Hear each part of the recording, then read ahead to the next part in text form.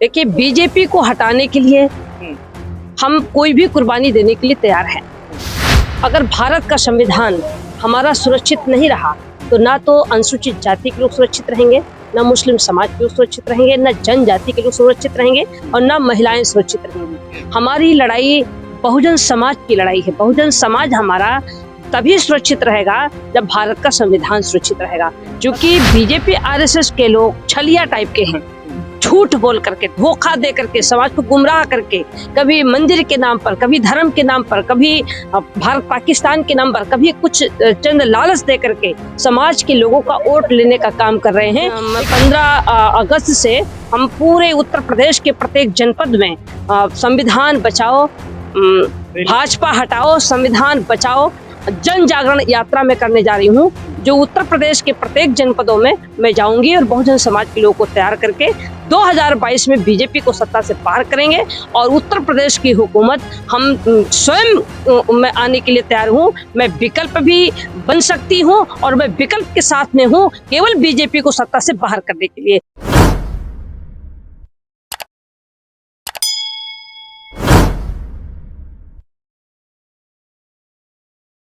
BJP में रही, उसके बाद बीजेपी सरकार को छोड़ दिया।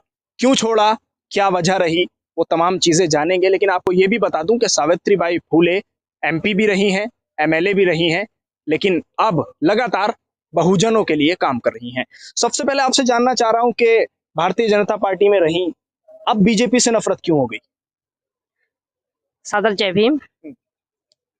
मैं जब 2014 में सांसद बनी, 1 साल तो मुझे लगा समझने में, और जब मुझे 2015 में एक बैठक हो रही थी, आरएसएस की बैठक थी, बीजेपी के लोग भी थे, उस बैठक में ये तय हुआ कि भारत के संविधान और आरक्षण को हम ऐसा समाप्त करेंगे कि रहना न रहना बराबर होगा।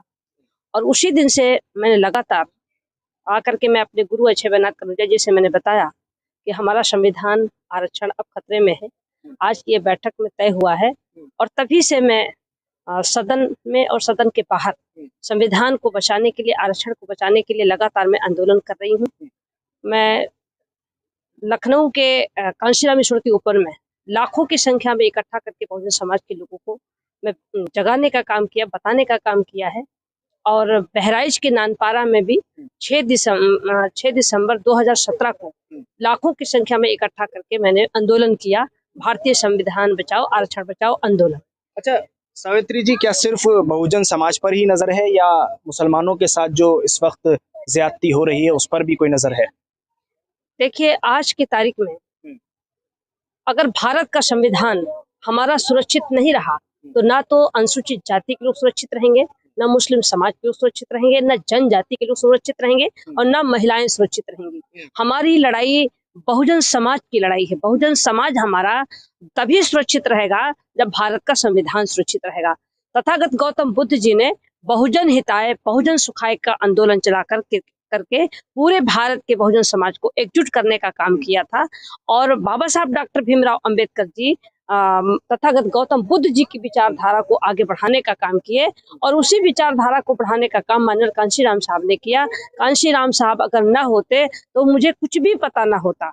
आज कांशीराम साहब हमारे बीच में नहीं है, लेकिन उनका आंदोलन, उनका कारवां रुक गया है, जिसके कारण आज बीजेपी आरएसएस के लोगों की हिम्मत पड़ रही है कि हम संविधान बदलेंगे, आरक्षण बदलेंगे। क्या करेंगे हिम्मत तोड़ने? देखिए, बीजेपी को हटाने के लिए हम कोई भी कुर्बानी देने के लिए तैयार हैं। क्योंकि हमारे लिए सांसद विधायक इतना महत्वपूर्ण नहीं है जितना महत्वपूर्ण हमारे लिए संविधान है। संविधान अगर रहा तो हम सांसद विधायक बनने से हमें कोई नहीं रोक पाएगा। लेकिन इस वक्त बीजेपी जिस तरह से चल रही है, बीजेपी बड़ी मजबूत पार्टी है।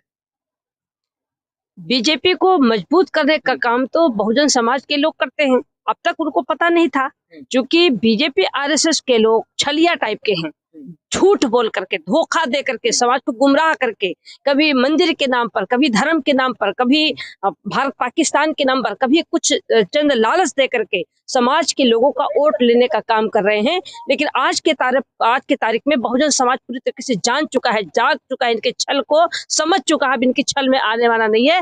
निश्चित रूप से बीजेपी को सत्ता से बाहर करने के लिए बहुजन समाज के लोग तय कर चुके हैं और मैं तो 2017 से ही बीजेपी को सत्ता से बाहर करने के लिए लिए लगातार मैं काम कर रही हूँ, मैं आंदोलन कर रही हूँ। और मेरा आंदोलन तो अब 15 अगस्त से हम पूरे उत्तर प्रदेश के प्रत्येक जनपद में संविधान बचाओ, भाजपा हटाओ, संविधान बचाओ जन जागरण यात्रा में करने जा रही हूँ, जो उत्तर प्रदेश के प्रत्येक जनपदों में मैं जाऊंगी और बहुजन समाज के लोगों को तैयार करके 2022 में बीजेपी को सत्ता से पार करेंगे और उत्तर प्रदेश की हुकूमत हम स्वयं मैं आने के लिए तैयार हूँ। मैं विकल्प भी बन सकती हूँ और मैं विकल्प के साथ में हूँ, केवल बीजेपी को सत्ता से बाहर करने के लिए मेरी पूरी तैयारी है। जी, योगी जी को वो लगातार जिस तरह की राजनीति कर रहे हैं, उससे आपको लगता है कि हिंदू उनसे अलग होगा? अब भारत में बहुजन समाज अपनी हिफाजत करने के लिए आज सड़कों पर है, आंदोलन कर रहा है। आप देख रहे हैं कि उत्तर प्रदेश में दलित समाज के ऊपर, मुस्लिम समाज के ऊपर, महिलाओं के ऊपर जघन्य अपराध हो रहे हैं, बड़ी बड़ी घटनाएं हो रही हैं जिससे सोचा भी नहीं जा सकता है। ऐसी स्थिति में जनता आज आगे है, नेता पीछे हैं। जनता बीजेपी आरएसएस की सरकार को, योगी मोदी की सरकार को सत्ता से बाहर करने के लिए पूरी तरीके से कमर कस चुकी है और सड़कों पर है, आंदोलन हो रहा है, लगातार आंदोलन हो रहा है। जहां पर घटनाएं हो रही हैं उस घटना को तो टीवी चैनल के माध्यम से उनको दिखाया नहीं जाता है, बल्कि मैं सोशल मीडिया के भाइयों का मैं बहुत साधुवाद देना चाहती हूं कि अगर सोशल मीडिया ना हो तो जो छोटी छोटी घटनाएं आज देश प्रदेश में हो रही हैं ये लोगों को तक नहीं पहुंच पाती, लेकिन सोशल मीडिया के माध्यम से आज हम सब तक पहुंचने का मौका मिल रहा है और बड़े पैमाने पर बहुजन समाज के लोग आज एकत्रित हो रहे हैं बीजेपी को सत्ता से बाहर करने के लिए। और मैं तो 2017 से ही टीवी चैनल के माध्यम से, पेपरों के माध्यम से छोटी मीटिंग करके, बड़ी मीटिंग करके, बड़ा आंदोलन करके, छोटा आंदोलन करके, कैडर करके मैं जन जागरण कर रही हूँ, समाज को तैयार कर रही हूँ और निश्चित रूप से 2022 में हम बीजेपी योगी सरकार को सत्ता से बाहर करेंगे। जिस तरह लगातार मॉब लिंचिंग के वाकयात देश में बढ़ते चले जा रहे हैं, दलितों को, मुसलमानों को टारगेट किया जा रहा है। जब मुसलमानों को टारगेट किया जाता है तो जय श्री राम का नारा लगवाया जाता है, जबरन उनसे कहा जाता है कहो जय श्री राम, और फिर एक भीड़ इकट्ठा होकर उन्हें मार देती है, मौत के घाट उतार देती है। ऐसे कई वाकये अभी पिछले महीने से और अब तक हुए हैं। मॉब लिंचिंग पर क्या कहना चाहेंगे? देखिए, जो आज घटनाएं घट रही हैं ये कभी टारगेट मुस्लिम समाज पे बनाया जाता है तो कभी टारगेट दलित समाज पे बनाया जाता है और कभी टारगेट पिछड़ी जातियों को बनाया जाता है। ये लगातार बारी बारी से ये टारगेट बना करके समाज के लोगों को तबाह करने का काम किया जा रहा है, जिससे आज मुस्लिम समाज हो, दलित समाज हो, पिछड़ा समाज हो, महिलाएं हो, वो भयभीत हैं, अपने को असुरक्षित महसूस कर रही हैं। निश्चित रूप से भारत में, उत्तर प्रदेश में बहुत बड़ी घटनाएं घट रही हैं और अपने को आजाद होने के लिए समाज अब वो विकल्प ढूंढ रहा है कि उत्तर प्रदेश में बीजेपी को सत्ता से बाहर करने के लिए कौन सा विकल्प होगा, हम किसके साथ खड़े होंगे जो हमारी लड़ाई, हमारी हिफाजत की बात कर सकता हो, हमारी लड़ाई लड़ सकता हो, हमको सुरक्षा दिला सकता हो।